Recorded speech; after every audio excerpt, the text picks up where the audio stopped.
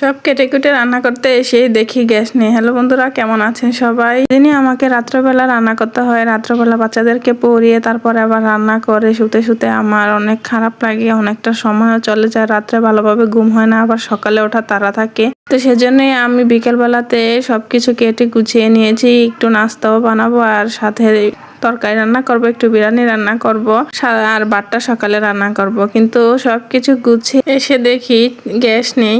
এমন একটা অবস্থা এখন যে আমি এগুলা কি করব। মাছ ভিজিয়ে ফেলেছি অলরেডি, মাংস কেটে সবকিছু রেডি করে নিয়েছি। যাই হোক, পরে রাতের খাওয়ার জন্য একবারে একটু বিরিয়ানি রান্না করে নিয়েছি রাইস কুকারে।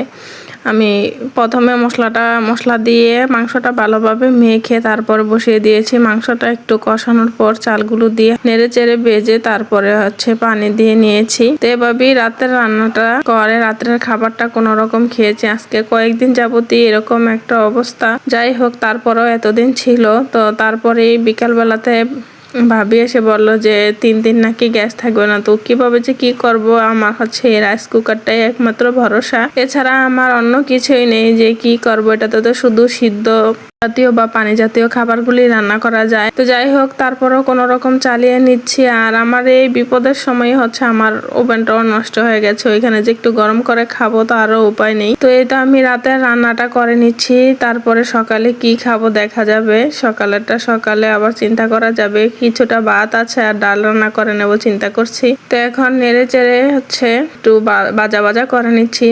যদিও কুকারটাতে পানি না থাকলে কুকারটা অফ হয়ে যায়, কিন্তু গরম থাকে, সেই গরমই একটু চালটা ভেজে নিচ্ছি।